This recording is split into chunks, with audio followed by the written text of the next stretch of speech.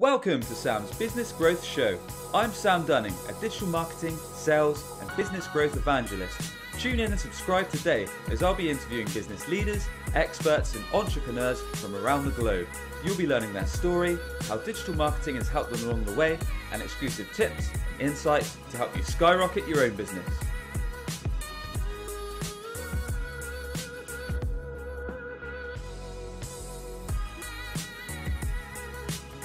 And welcome back to a fresh episode of Sam's Business Growth Show. I'm humbled and I'm very, very excited to be joined by Mario Martinez Jr. today. Mario is the CEO and founder of Vengreso. He spent 85 consecutive quarters in B2B Sales and Leadership. He is one of 20 sales influencers invited to appear in the Salesforce.com documentary film, The Story of Sales, that was launched in 2018. He was also named one of 2019's top 10 sales influencers by the Modern Sales magazine, 2018's top 25 most influential inside sales professionals, and Selling Power magazine's 2018 top sales training and coaching consultant. Plus, he's the host of the very popular The Modern Selling podcast. Mario, very warm welcome, sir. How are you? Sam, I love it. I'm thankful that you invited me. And you know what I love about this is you really get to see personalities evolve, especially when you do radio like this, right? It's just a few minutes ago, we were spending time talking. You and I were having a really nice reserved conversation. And all of a sudden it's hello. And all of a sudden Sam Dunning comes out. So I just love seeing personalities come out and transform when you're live on air. Dude, appreciate it and excited to chat. I remember once a few weeks back, I had someone on the show and they said, Sam, you've turned from quite a reserved guy to a performing monkey. What's going on? It's just That's exactly what I wouldn't say performing monkey, but a great performing monkey. Exactly. I think the Diet Coke kicked in, the caffeine's gone and we're ready to go. Anyway, that said, Mario, there's plenty myself and the audience want to learn from you today. We'd love to learn a few main things, really. So we want to know a bit more about yourself. So where you grew up, your story, some of the key businesses you've worked at up to founding Vengreso, and more importantly, the lessons that you learn at each that you can share with us in terms of sales, in terms of business, and in terms of marketing. And once we get up to where we are today, we'd love to learn how you've scaled up to Vengreso to where it is today, some of the marketing channels that you've utilized to build it up. So I know you're a big hitter on socials, channels like LinkedIn and Twitter. And yeah, that's pretty much it, dude. So if we could start from the top and learn a bit more about yourself and take it away. Boy, this podcast is only about 30 minutes, right? 35 minutes, whatever. I think we could spend a whole entire couple hours just on that topic. So I'll give you the abbreviated version. So born and raised San Franciscan. Sorry for those of you that are saying, oh man, I'm sorry. But born and raised here, never left the Bay Area. And I came from a fairly humble beginnings, meaning my family didn't have a whole lot of money. And I was the first in my family to go to college. I paid my way through college, paid for my college as a result of working. And I remember even in my first year to get the money that I needed for UC Berkeley is where I started at. I actually had to apply for over 200 scholarships and grants just to get enough money to be able to pay for my first way. And then I worked all that first year to be able to pay for year two and beyond. So that's kind of my background there. I started out actually in sales in retail, believe it or not, in retail. And I didn't know I was doing retail sales at all. In fact, I actually was working as a photo finisher. For those of you that are old enough to remember a retail shop called Ritz Camera Centers. That's funny, dude. My first ever sales job was in retail, but a camera shop called Jessup. So it's funny we both shared the same experience. Same exact experience. Yeah, exactly. So Ritz Camera Centers is no longer even, I think, in existence. But you used to be able to take your film and 35 millimeter film and go get it developed and printed. That has since died since the digital era. But nonetheless, I started out there and I was, all I was doing is photo finishing and I was overflow, meaning when the salesperson wasn't around, I would go and I would sell or at least take care of the customers for them. As turns out, after a few years, when I asked to take a transfer from our Concord store to our Berkeley store, because I was going to UC Berkeley, our regional manager denied my request for a transfer. And I was just devastated. So he wanted to meet with me about that. And it turns out he told me he wouldn't accept my transfer as a photo finisher, but he would accept it as a salesperson. Why? Well, because apparently I was one of the top 3 salespeople in the region for a year, and I didn't even know it, as a photo finisher. And so he wanted to understand what I was doing. So he said, I'm too good to be put into photo finishing. I want to put you into sales. And that was actually the beginning and start of my career into sales. And from there, I ended up taking my first software job doing as a telemarketer, now called SDR, BDR, as a telemarketer. And I was a part-time telemarketer for a software company. It was an EDI software company. And I had some pretty awesome results in the first 6 months. About for every 10 of my leads I pushed over to the sales team, about 4 of them resulted in an opportunity. So as a direct result, the leadership team asked me to move into what's called a junior account executive role, where I was partnered with a senior account executive, and I worked with them side by side on all of their accounts in their territory to be able to help them sell and to do a lot of the grunt work that you do from an admin perspective. And so in my first year, we hit President's Club, set a brand new record for the company in terms of gross sales ever made. And after that, I was promoted to my own junior AE. So I worked in software, then got recruited over to do consulting sales, then got recruited over to do infrastructure as a service sales.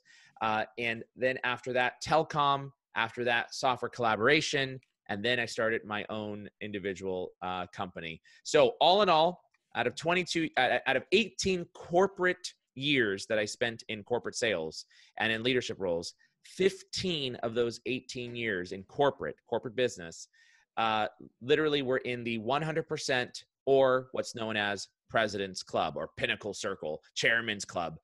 So 15 out of those 18 years were spent in those categories. And I can tell you exactly what happened in all 3 of the years that I didn't hit my number. So any case, I'm very proud of that accomplishment. It was a great, fun ride. And my wife still asks me today, why on God's green earth are you working and building your own company and making 50% less than what you could be making while you're doing direct sales? So, but there we go. And it's because I love what I'm doing here. Well, that's certainly a long story short. So starting off in a photo retail store, just like myself, working on the print side of things and somehow becoming a top three seller, and then being pushed into sales, it sounds like, and getting a taste for it and moving from there. So it sounds like you had success from quite an early stage from what you've just gone through with us, Mario. So you've progressed, well, over the years, you've progressed pretty well. You went on to say you've had 15 plus years, I think, in President's Club, so being a top performer. So perhaps you could share with us some of the secrets, some of the tips that enabled you to be so successful and to move up the ranks, as to say. How did you do it, man? So I'll actually put it all together and sum it up in one word. It's the same phrase that I used in the sales documentary for the story of sales at Salesforce. And it's the same one that Mark Benioff introduced and showed at Dreamforce last year as an opening clip to the Sales Cloud keynote. And simply put, sales is the art of helping, period. Sales is the art of helping, period. And if we think about it from that perspective, in terms of whenever we're involved in a sales motion, from the very beginning to the very end, it is the opportunity for you to help someone else solve a very specific set of problems or a problem, and for them to be able to address something that they need to fix inside the organization. And it may be a personal win, maybe a personal help, it may be a business related help, but sales is the art of helping. And so if you think about it, sales from that perspective, generally speaking, you won't go wrong. And most customers will see the genuineness that you bring to the table when they are engaging with you, to understand whether or not you are the right fit and your company is the right fit to help assist them with whatever it is that you're trying to sell them. Nice, man. And have you got any tips on how we can make that shine through? And I think you've also got your own sales methodology, right? PVC, which perhaps we could dive into a bit more how that works. Yeah. So first off, it comes with the tips, I would say. First off, it comes with the attitude. Most people and most sellers, especially when those first messages hit my box, right? So I'm the CEO of Vengreso. We are the world's largest modern sales training company. We help sellers create more sales conversations through B2B digital selling motions. So if you think about this, As the CEO of Vengreso, I get many, many, many pitches all day long hitting my box, especially because my email is publicly available in most social media sites so people can actually contact me, okay? And for the most part, it's all about me, me, me, me, me, me. I. Want. 15 minutes, 15 minutes, 15 minutes, 15 minutes. I can almost do like a dance, like, da, da, da, da, da, da, you know? So if you think about this, that is the wrong way to approach a buyer. It is the absolute wrong way. I don't care who you are, or what you want, if all of this is all about you. What I want to solve first is something that is important to me. And then I care about who you are and what you're all about and what your company is, if I know that you can solve a very specific problem.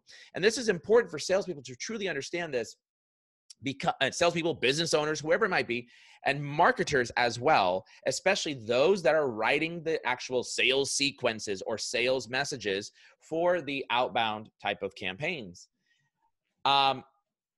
We have to move away from the self-service model, meaning I want to serve me, and therefore I'm going to ask you to meet with me because I want something. Nope, flip that around, and it's all about you, the buyer, where you are at as a buyer and where I should be at as well.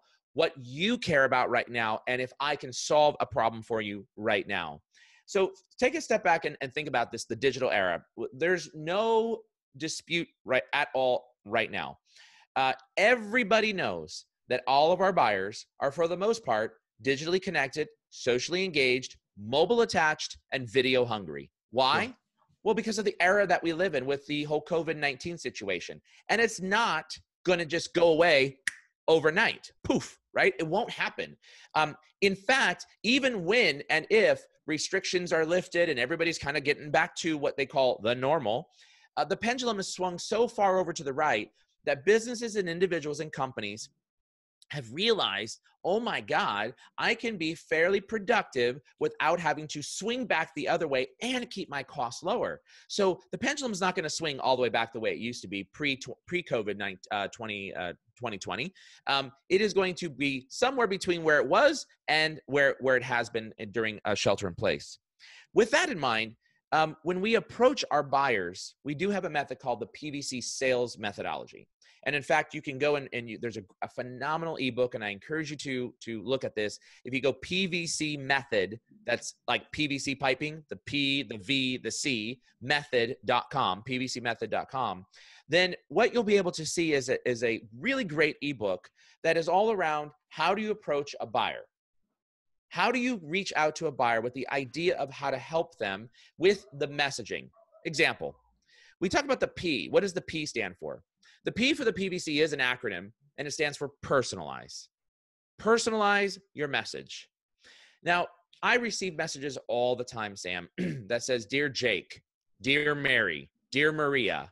My freaking name is Mario, okay? All right, let's get that right first of all. It's always a bad start. Yeah, bad start. Your email marketing automation totally sucks. It's horrible. And or you didn't even take the time when you were going through, and if you were setting up a sequence, to look at name to email. And I do this even when I set up a sequence as an outbound, as a sales influencer, when I'm reaching out to our customers. I go through the sales sequence and I look at every single name to determine if it even has a name, first of all, and if it does have the right name, at least according to the email that we've got in the database.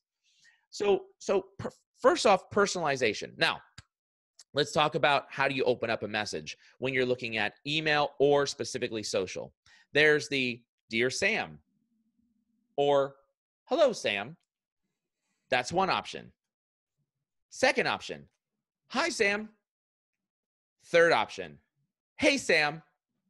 Now, all three of them are legit. They're valid. They can be used.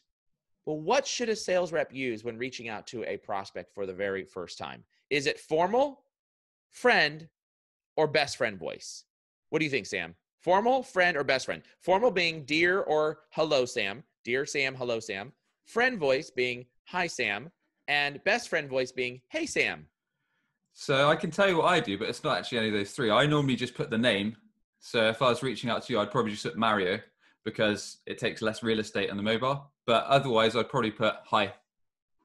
Very good. Okay, so the base minimum that when you're reaching out to a prospect should be at least the friend voice. Hi, Sam. The base minimum, right? Okay. Most people do dear, especially when they do it on social. So that is the wrong spot to use formal voice, right? So we want to be able to create an environment where we are showcasing some sort of friendship and personality. Now, I always use, hey, Sam, exclamation point, because I want people to see that I'm excited in having a conversation. Always. That's what I always use. Email as well as on social. And on social, you absolutely can use the hey, Sam. Now, a lot of folks might be listening saying, well, email's too formal, especially if you're in the European countries. Saying hey, Sam might offend people. And, we're not in the same spot as the US. Okay, no problem. Go hi. At least hi. Hi, Sam, right? I think if you get offended by an email and an exclamation mark, then something's going wrong. Yeah. Well, believe it or not, we do training worldwide and in Asia Pac and European regions. Okay. The number one feedback that we get from we can't be best friend. Like you don't do that in the UK. You don't do that across Europe. And I'm like, oh, Lord have mercy. It's a social medium. Everybody expects you to have a social conversation. Shorthand is appropriate and it's okay. Nonetheless, go with friend voice. Base minimum friend voice. Now, personalization just doesn't mean the name. Personalization means that when we think about the P for PVC, we're looking at this from a perspective of how do I personalize to the individual? Now, might I look at someone's LinkedIn profile and could I say, well, hey, we went to the same college or the university together. Oh, I saw that you speak German and I speak German too. Oh, I see that your your interest is golf and therefore I'm a golfer as well. Could you use that? Yeah, meh. You could, but that's not the type of personalization I'm talking about. The type of personalization I'm talking about is when you look at a leader and if you can see that they're engaged with content and material on their Twitter, on their LinkedIn profile, if you can see they're engaged with content, find something that you can relate to, that you can pull in and say, man, I saw your recent post on diversity in action for Vengreso. And that's a great example. Like I actually just wrote about how we focus on being very intentional inside of Vengreso from a hiring perspective. And what I'm actually looking for, which is why we've been able to build an organization that has over 40% Latinos, over 40% women, right? So this is a very intentional action. So someone could have looked at me and said, hey, Mario, I saw your recent post on building diversity in action, and you include that link inside there as an example. It resonated to me because, right? And so now I know that you've actually taken the time to get to know me. That's one form of personalization. But now you might be thinking, hey, I don't actually have any information on this person's social profile. They are not socially active. So what do I do then? That's when we personalize to the buyer persona. So all the marketers listening in, this is extremely important that you listen in for the marketing. If you're doing marketing outbound for your sales rep, and the business owners, you may not have a marketing team, but you can still apply the same thing. So we personalize to the buyer persona. What do I mean by that? Let's start with this. As an example, when our sellers reach out cold, which we rarely ever do, but sometimes it happens, if we have to reach out cold, and let's just say you're a VP of sales, we would reach out and say, hey, Sam, majority of majority of VPs of sales that I speak to have two common problems. One, they're trying to increase the number of sales conversations for their sales reps, and two, build the sales pipeline. Are you struggling with that? Okay, now you're speaking my language. You're personalizing to the buyer persona, right? And this is all documented in the pvcmethod.com that I mentioned earlier. Sure. If you speak to that buyer persona, now you're getting into what's important to me. And I'm going to do one of two things, Sam. As a recipient, I'm going to read this and say, yes, I have that problem, or no, I don't. And if I don't have that problem, I don't want to be prospecting to you in the first place. So that's the P for the PVC right there. So personalized to the person or the individual, or personalized to the buyer persona. Now we move on to the big V. And for those of you who can't see, I'm holding up my arms like, I'm doing PVC. Now we move on to the big V. What's the V stand for? It stands for value. Look, before you take somebody and before you get engaged with somebody, what are you going to do before you get engaged? That's a question for you, Sam. That's a question for me. Well, yeah, what are you going to do before you get engaged? There's a process. There's something that happens before engagement. Yeah, sure. You're going to get a ring. You're going to propose. But before that, you're going to build up a relationship. Exactly right. That happens through the dating process, right? So generally speaking, you don't meet somebody for the first time at the bar and then all of a sudden you're getting married the next day. That just doesn't happen, right? If it did happen, all right, you're an anomaly. But nonetheless, generally you've got to date them. And so this V for value is before you ask me for 15 minutes of my time, which by the way, you shouldn't ask for 15-minute meetings. I've got an opinion on that. But before you ask me for 15 or 30 minutes of my time, bring me value. So you just talked about a problem. Majority of sales leaders that I speak to have these two common problems. Directly below are two articles that I think will help you and your sales team solve this particular problem. That's the value. Bring in that content. Marketers, you got to be asking yourself, do my salespeople have the content that they need to help facilitate the conversation they have to have? And on the for business owners, if you don't have content that you've personally written, no problem. Go out and find it. There's great tools like Feedly. Follow top sales influencers or influencers in your market that are talking about certain things, right? Go find that content. So you bring that value to the customer and make sure that you bring 1 or 2 pieces of content that will help them through the process of understanding. It could be an ebook, it could be a white paper, it could be a blog, it could be a short video, or it could be a recorded webinar. Right? Those are many different items that you can bring in terms of value. And then you close with that C for the CTA, the call to action. Now, most of us, when we're actually prospecting and sending out messaging, most of us want to go in straight for the kill. And the kill is, I want a 30-minute meeting. I want a 15-minute meeting. That's the end goal. Everybody wants the meeting. Everybody's looking for the meeting. And guess what? So is every other Tom, Dick, and Harry who's prospecting that particular buyer, right? So scrap focusing on getting the meeting. It might be appropriate for certain messages. It might be okay for certain occasions. And I'm not saying never use it, but try this. A call to action is not just ask for the meeting. You could ask a question to solicit engagement. You could ask a question to create an opinion and they respond back with their opinion. You could ask for help. These are the types of things that we need to be thinking about when sending out messaging that gets someone to reply. Why? Our goal is to create engagement first. That leads to from a connection to a conversation. We call it the C to C, connection to conversation. All right.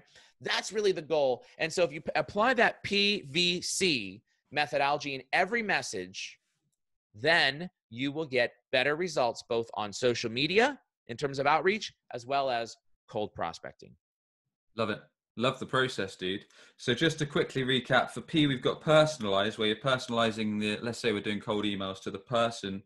So actually using their name with hey or hi, and then using some content that they may have recently engaged on, if you're able to. So if they put something recently on LinkedIn that you enjoyed the content and why you enjoyed it, or if they don't have that social brand, if they're not on LinkedIn, they're not on Twitter, you're not able to track them down, then going to the persona. So often when I speak to VP of sales, VP of marketing, they typically have these 2 issues that we often see.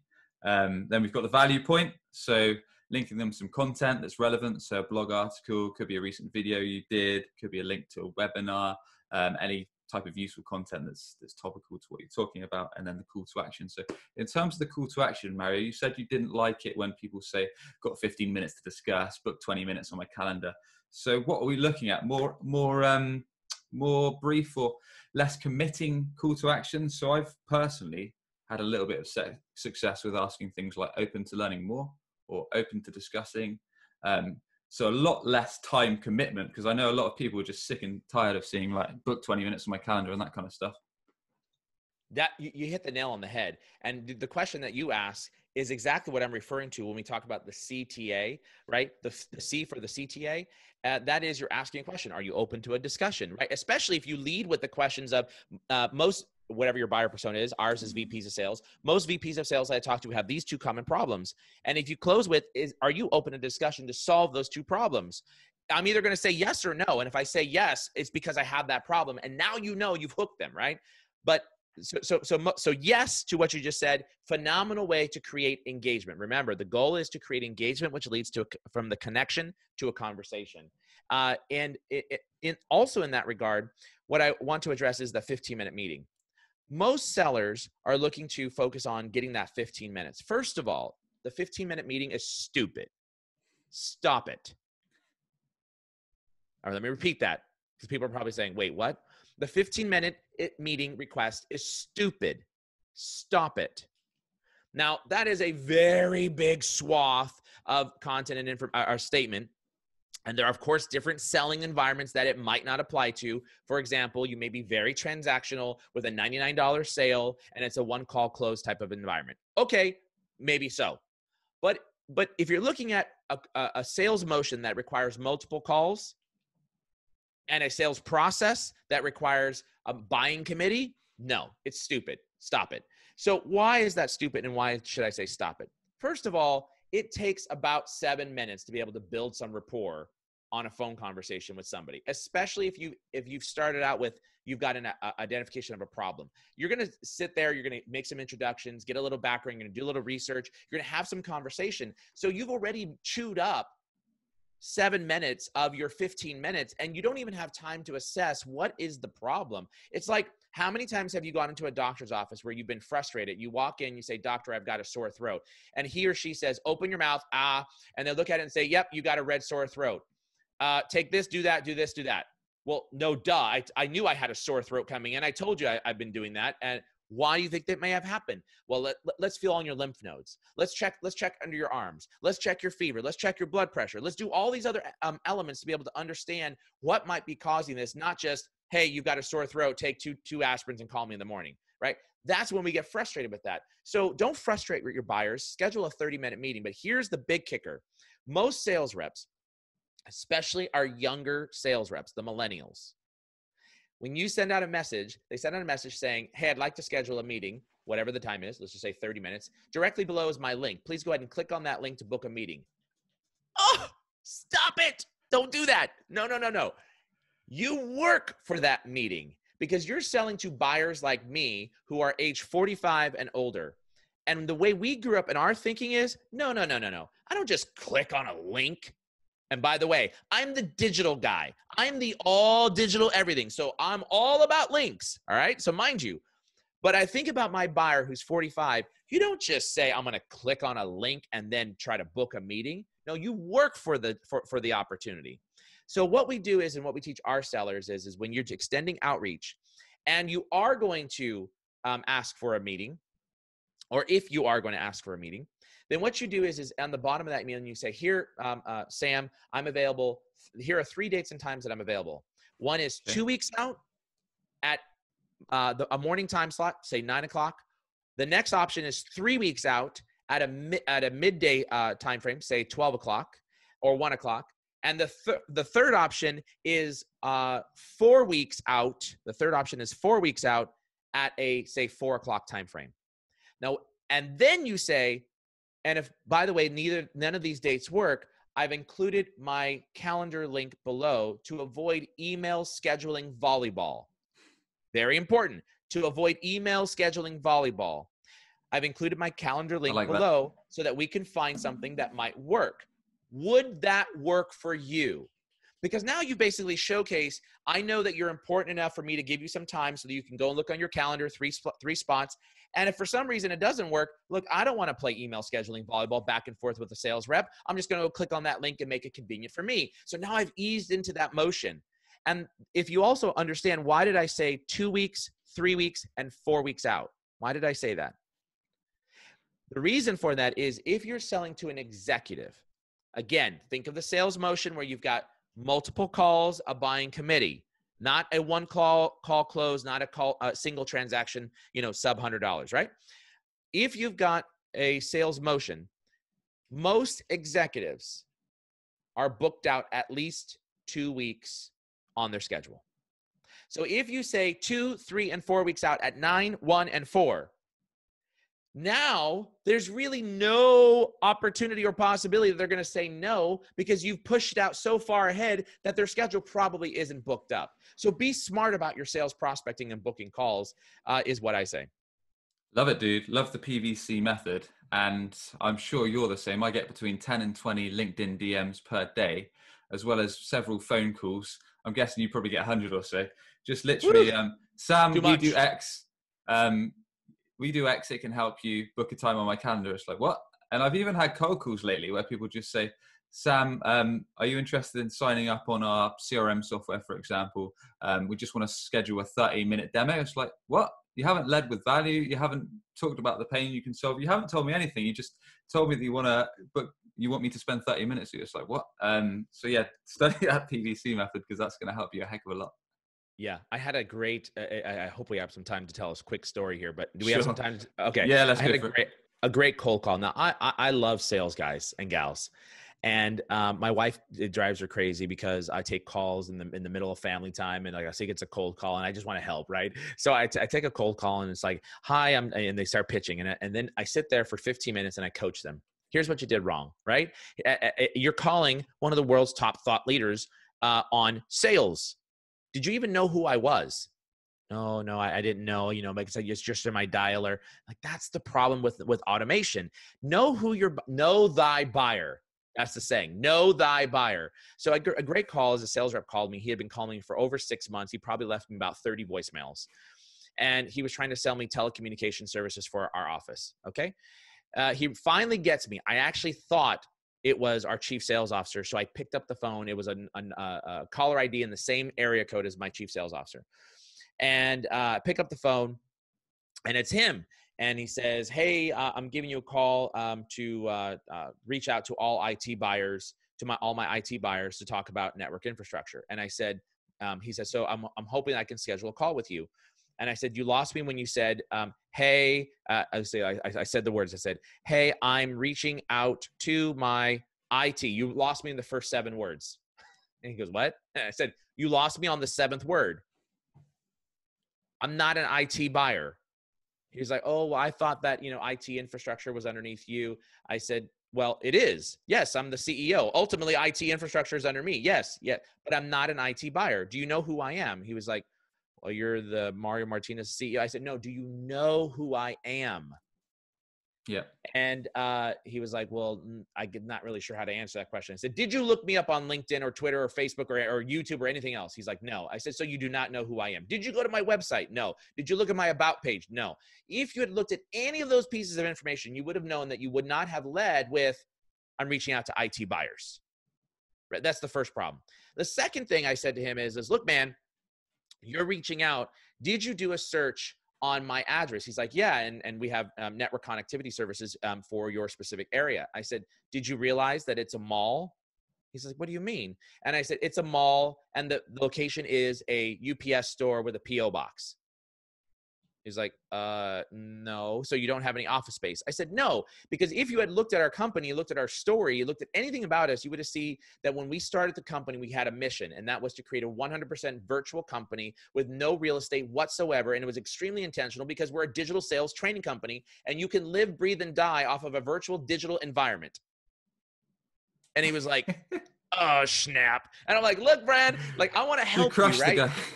So yeah, I'm like, a crush the guy. No, but afterwards I said, "Listen, I want to help you. How many years you been in sales?" He's like, "Only 1. I said, "All right. So here's your opportunity. This is a good lesson learned because I promise you, you're doing this on every other call that you're making to other buyers, and you got to fix that."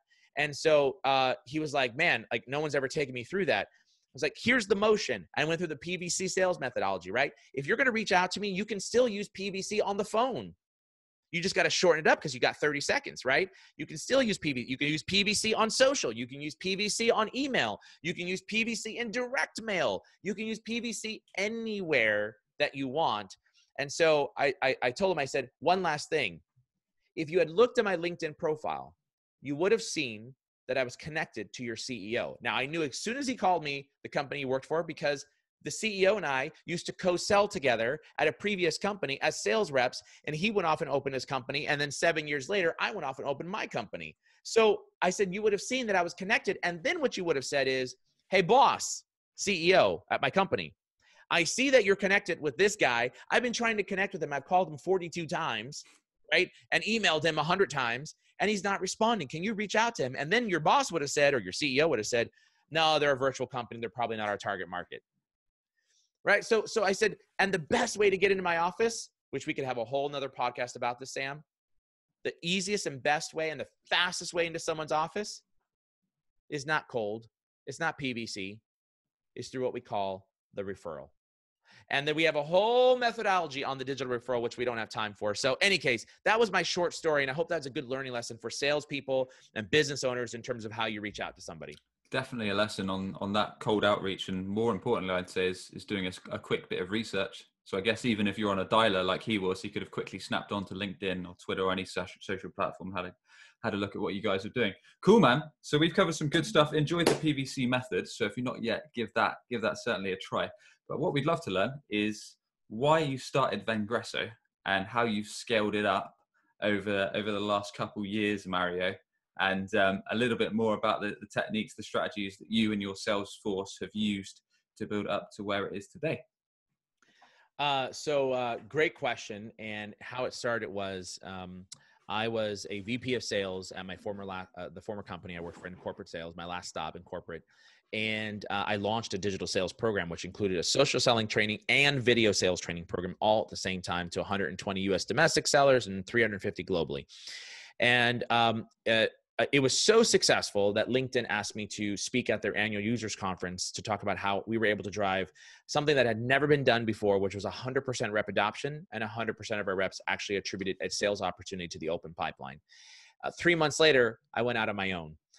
And I was consulting and training companies like Cisco and ADP and other organizations because of the brand that I had built.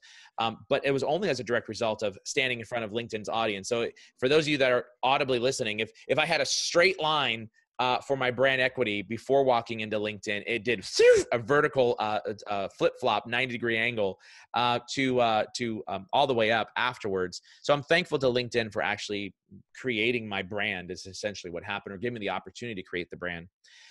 And so about a year into it, after I opened up my own individual sales training company, I was looking at this and said, man, the digital sales marketplace is so fragmented. There's a bunch of individual consultants that are out there, but nobody's nailed this by bringing this all together under one umbrella. And nobody's really knocking it out of the park. So if I was going to open up a service-based company, I wasn't going to go compete with the other 200 sales training companies that are out there. There was no reason to do that. So I said, let me pick a niche that nobody's in. And that was digital sales, right? So I went and a year into my first venture, I said, there's got to be a quicker, faster, better way. And there was. And I came up with a plan to do a merger.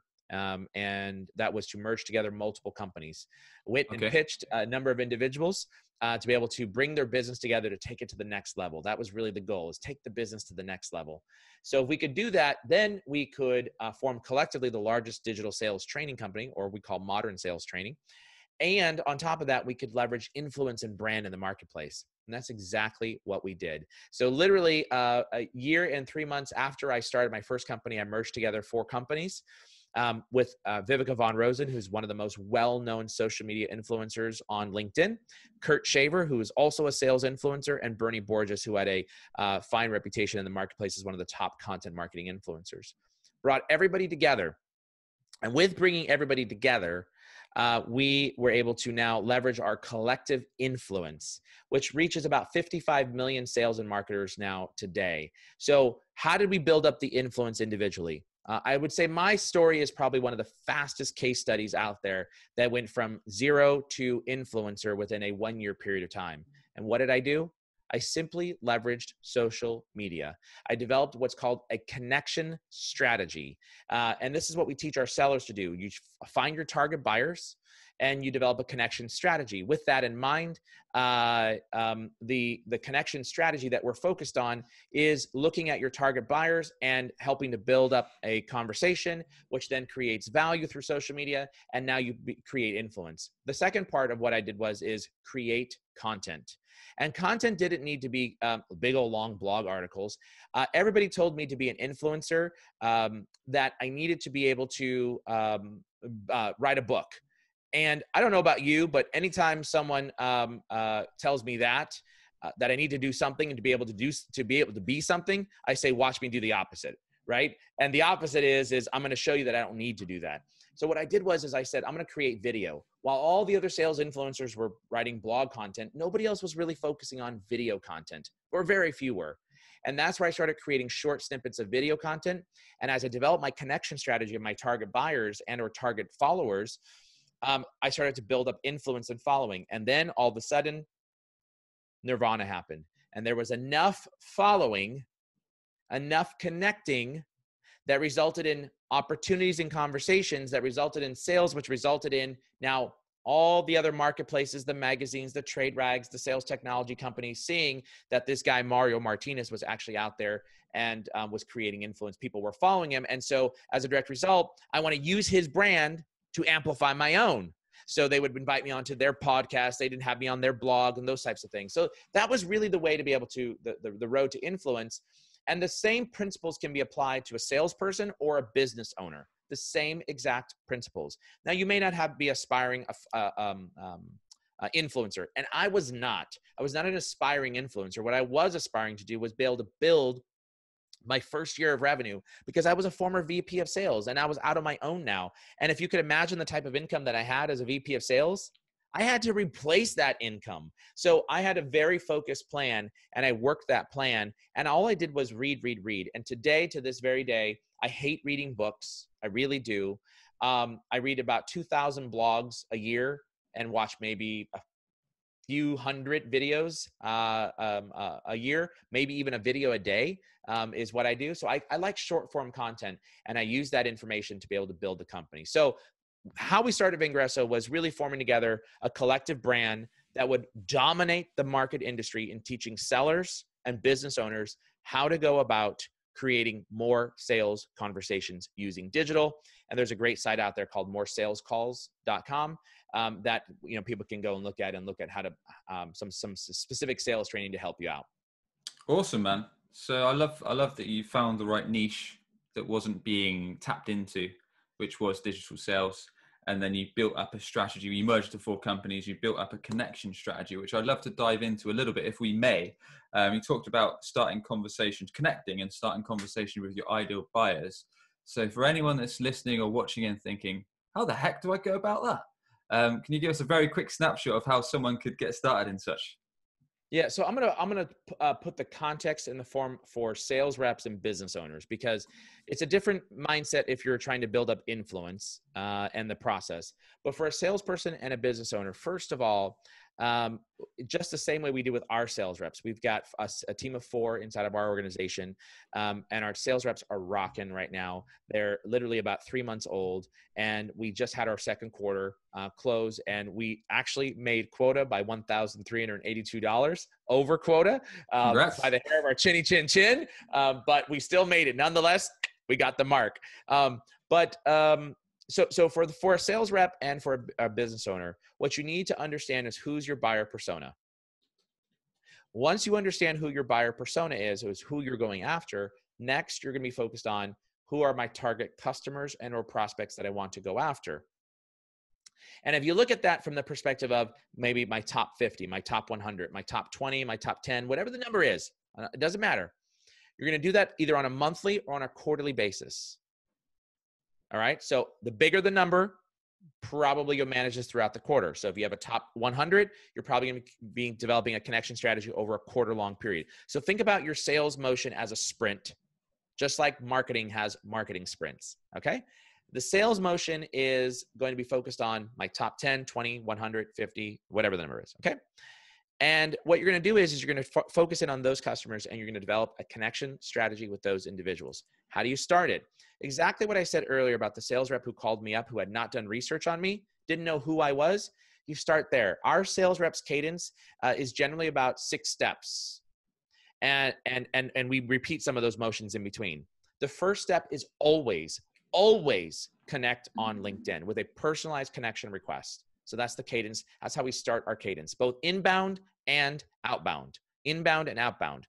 Actually, I take that back. Inbound for sure. Outbound, there's a precursor step, And that is they're going to look to see if they can engage on social media with that individual's content, comment, like, and engage, tag and @mention. And then the next day they're going to connect. So it's a little bit different for the outbound. But now let's get to the point that we've reached out to connect. The next step that you're going to do is to be able to create sales conversation is to actually turn around. And if they connect back with you, now you're going to send a personalized welcome message. You're going to utilize the PVC method that we talked about earlier and bring that welcome message in. And traditionally, I like using video to be able to create that conversation as a video message. Nice. And then if there's no response there, I'm going to move to an email medium because our buyers may not be on social. Our buyers may not want to respond to social. So I'll move to email to see if they're on email. And this is why our job for sales has gotten so much harder, Sam. So much harder because we now have to look at, is Sam a social person? Is Sam an email person? Is Sam a texter? Or does Sam like video, short form video? I don't know what you like until I start trying all the different methods. And every buyer is different. There's no one swath that applies to everyone. So now I go from LinkedIn to say email, and then from email I now send a video message. From video message I might use text. From text I might use direct mail, and then I might place a cold call, or what in this case will be a very warmed up call, right? So somewhere along that process you can mix and match how you like. The cadence doesn't matter. What does matter, the cadence setup, that doesn't matter. What does matter though is don't reach out to a buyer cold. Don't reach out to a buyer cold. Almost all buyers, you can probably find a way to connect with that individual buyer and warm that call up. But there are times where you have to do a cold connection. But also, I forgot in that cadence inside there was a digital referral. You might ask for a referral to get inside there using your Rolodex called LinkedIn. and you might be able to connect that way as well. So many different ways. But that's the way I would focus on developing a connection. And we go into that entire training program, the methodology, the cadence that you should build, and how to select your cadence on our Selling with LinkedIn training program called moresalescalls.com. Love it, dude. And what rung through to me when you were going through that is that, like you said, not everyone has their own channel that they prefer to be contacted on. So I know if we're dealing with a new inbound lead that not everyone's going to want to talk on email, just like you say. So yeah, send a personal request on LinkedIn, maybe send them an email, obviously try them on the phone. If they've left their phone number, we've got their phone number, maybe utilize text, maybe utilize WhatsApp. Because everyone, like you say, likes to communicate on different ways. And it's strange how people can just ignore what channels seem obvious for you to reply on and then reply on some obscure channel like text message and start talking to your project over text or over LinkedIn Messenger. So everyone's different, like you say. So the more channels you tap into, the more chance you've got to succeed and actually start those conversations, which I love. Cool, dude. So this has been epic. Before we wrap things up, I would like to ask you one thing, Mario. For anyone that's thinking of starting their own company or anyone that has recently started their own business, have you got any tips or quick golden nuggets of advice that may help them out? Actually, I have a video on this of what to consider before starting a video. It was as a result of a conversation I had with Alice Hyman, and she said it's a story. Hopefully, there's enough time. And I called Alice Hyman, who's also a sales influencer and a friend of mine, and I said, Alice, I'm thinking of starting my business. What should I consider? And she said, I got 2 questions for you. I said, oh, okay. She's like, it's very easy. These 2 questions will be very, very easy, and it will tell me whether or not you are ready to be a business owner. I said, okay. I'm like, this is it, the secret formula. Give it to me. She said, first question, do you have enough money in the bank that will allow you to sustain your current lifestyle or close to it for the next year? And I said, yeah, I do. Absolutely. I got enough of that. She said, perfect. Okay. You're 50% of the way there through completion. And I was like, okay, what's the next question? She said, are you willing to risk it all? Uh-oh. And my answer was interesting. I said, wow, I would be, but I'm pretty sure my wife would not be. So that would be a good question. And then she said, okay. Oh, wait, I lied. There's actually a third question now. Now, based upon your answer, there's a third question. And she said, and this is the final question because this will determine whether or not you should be a business owner. And I said, okay, well, what is it? She said, do you want to remain married? That's brilliant. And so I said, yes, I do, but wait, there's more. And so, what she didn't know is I actually had 2 contracts that were in process that would help launch my company. And so, okay. and so what she said was, well, you should have started with that first. And so she said, with that in mind, well, if you're fully funded, then go for it, right? But those were two really great questions that you got to consider. Business ownership is not for the faint of heart. And I will tell you that in my first 4 years, if you think about the number of hours that I've invested into my business, I wear many hats, including now that being the largest modern sales training company. We're still less than 30 people, but I still wear the hat of CEO, CFO, COO, Chief Legal Officer, and now taking over all of marketing as well. So the point is that you're going to wear many hats. You're going to have a huge investment, and the hours to revenue that you make, unless you hit it big, the hours to revenue is generally going to be less than on a per hourly basis than if you were to go work for somebody else. But the rewards could be pretty amazing. And the rewards for me is I control my own destiny, and I can do what I want, when I want, how I want, in order to be able to support my family and do what I want. But it does come with a fair amount of pressure. And Sam, what you don't see is right here on the back of my head is a nice, big, giant bald spot that probably would not have happened if I didn't have my own company. But Oh, dude, that's brilliant. That's my answer. Some great top tips there. So basically, have enough cash in the bank for a year. Make sure your better half is on board. And if you can, line up a couple clients ready to rock and roll, so you've got a bit of revenue coming in when you start, it sounds like. That's exactly correct. You got it. You nailed it. Love it, dude. Well, everyone, you've been tuning into Sam's Business Growth Show, where we sit down with business leaders, experts, and entrepreneurs from around the globe. We find out their story, how digital marketing has helped them along the way, and their exclusive tips and insights to help you skyrocket your sales and skyrocket your business. Mario, if you could thank just one person, either dead or alive, having a positive influence on yourself and your career, who would that be and why? Well, no doubt, I would say my dad. He was the hardest working truck driver I've ever seen. He always said, hey, I don't care if you want to be a truck driver or a brain scientist, but whatever you do, be the best at it. He always convinced me to do more with my life. So, that was on a personal level, him. On a business level, there's a gentleman by the name of Greg Wolf. I think I told you the story that I started out as a junior account executive, pairing with the senior account executive. It was the best 1 year of my life because I got to shadow one of the top salespeople in the world that I would put in terms of how to sell and how to manage through a sales process. And I learned right underneath his shoulder. So that's what started my career in really business to business sales, as mastering the art of sales. Love that, man. Tell us a bit more about your business, how people can connect with yourself, Mario, and the best way to get in touch. Well, if you haven't figured it out, I'm on social media. So feel free to make sure you connect with me. Tell me you heard me on Sam Dunning's podcast here on LinkedIn. Make sure you send a personalized connection request message, and I welcome them all.